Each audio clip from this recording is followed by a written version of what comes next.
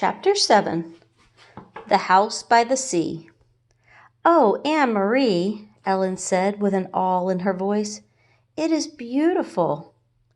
Anne-Marie looked around and nodded her head in agreement.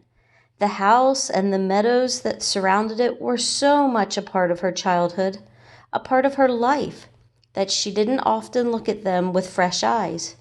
But now she did, seeing Ellen's pleasure, and it was true, they were beautiful. The little red-roofed farmhouse was very old, its chimney crooked, and even the small shuttered windows tilted at angles. A bird's nest, wispy with straw, was half hidden in the corner where the roof met the wall above the bedroom window. Nearby, a gnarled tree was still speckled with a few apples now long past ripe. Mamma and Kirsty had gone inside, but Anne-Marie and Ellen ran across the high-grassed meadow through the late wildflowers. From nowhere a gray kitten appeared and ran beside them, pouncing here and there upon imagined mice, pausing to lick its paws, and then darting off again. It pretended to ignore the girls, but looked back often to be certain that they were still there, apparently pleased to have playmates. The meadow ended at the sea, and the gray water licked there at damp brown grass flattened by the wind and bordered by smooth, heavy stones. "I have never been this close to the sea," Ellen said. "Of course you have. You've been to the harbor in Copenhagen 1,000,000 times," Ellen laughed. "I mean the real sea, the way it is here, open like this, a whole world of water." Anne-Marie shook her head in amazement. To live in Denmark, a country surrounded by water, and never to have stood at its edge.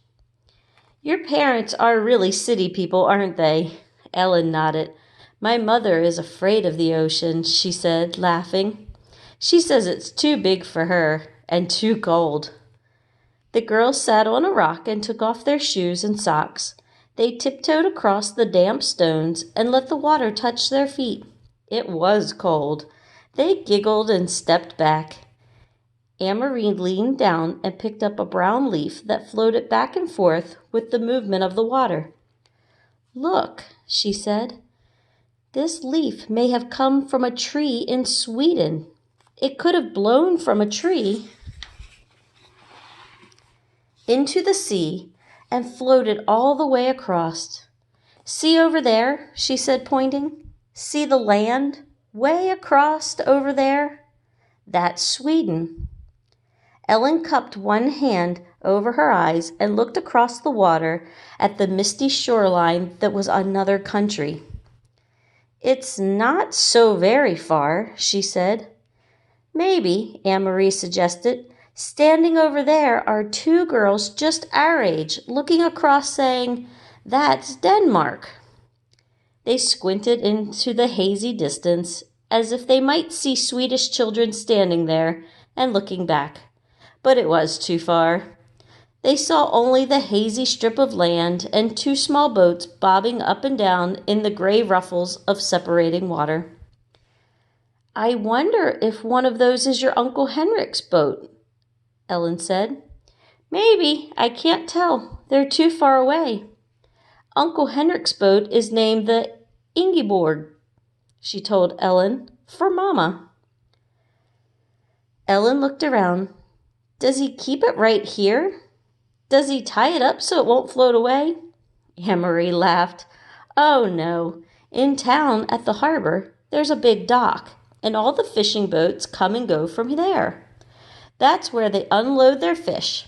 You should smell it. At night, they are all there anchored in the harbor." "Anne-Marie! Ellen!" Mama's voice came across the meadow. The girls looked around and saw her waving to them. They turned, picked up their shoes, and began walking toward the house. The kitten, who had settled comfortably on the stony shore, rose immediately and followed them. "I took Ellen down to show her the sea," Anne-Marie explained when they reached the place where Mama waited. "She'd never been that close before." We started to wade, but it was too cold. I wish we had come in the summer so we could swim." "It's cold even then," Mama said. She looked around. "You didn't see anyone, did you? You didn't talk to anyone?" Anne-Marie shook her head. "Just the kitten." Ellen had picked it up, and it lay purring in her arms as she stroked its small head and talked to it softly. "I meant to warn you. You must stay away from people while we are here." "But there's no one around here," Anne-Marie reminded her. "Even so, if you see anyone at all, even some you know, one of Hendrik's friends, it is better if you come in the house. It is too difficult, maybe even dangerous, to explain who Ellen is." Ellen looked up and bit her lip. "There aren't soldiers here too?" she asked. Mama sighed. "I'm afraid there are soldiers everywhere, and especially now. This is a bad time. Come in now and help me fix supper. Henrik will be home soon." "Watch the step there. It's loose. Do you know what I have done? I found enough apples for applesauce. Even though there is no sugar, the apples are sweet. Henrik will bring home some fish, and there is wood for the fire, so tonight we will be warm and well fed." "It is not a bad time then," Anne-Marie told her. "Not if there's applesauce." Ellen kissed the kitten's head and let it leap from her arms to the ground. It darted away and disappeared in the tall grass. They followed Mama into the house.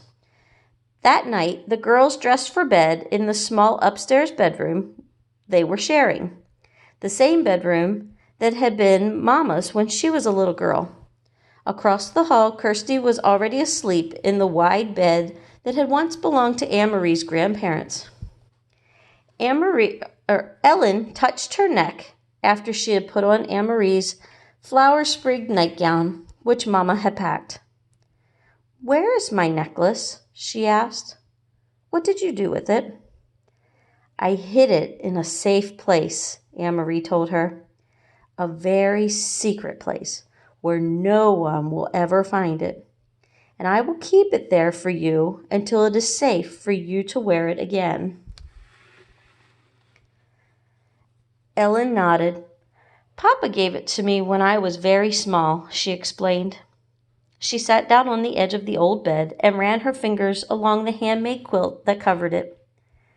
The flowers and birds, faded now, had been stitched onto the quilt by Anne-Marie's great-grandmother many years before. "I wish I knew where my parents are," Ellen said in a small voice as she outlined one of the appliqued birds with her finger. Anne-Marie didn't have an answer for her. She patted Ellen's hand, and they sat together silently. Through the window, they could see a thin, round slice of moon appear through the clouds against the pale sky.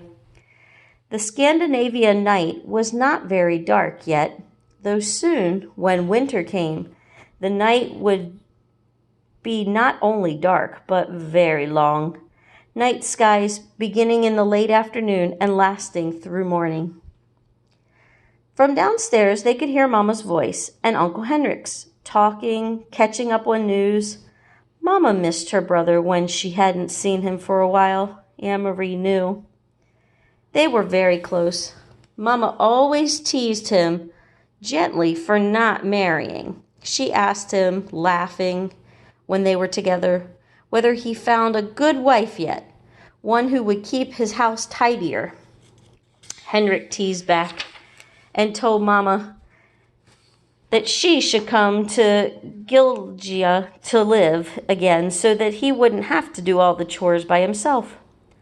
For a moment, to Anne-Marie, listening, it seemed like all the earlier times, the happy visits to the farm in the past with summer daylight extending beyond bedtime, with the children tucked away in the bedrooms and grown-ups downstairs talking.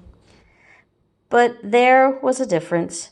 In earlier times, she had always overheard laughter. Tonight, There was no laughter at all.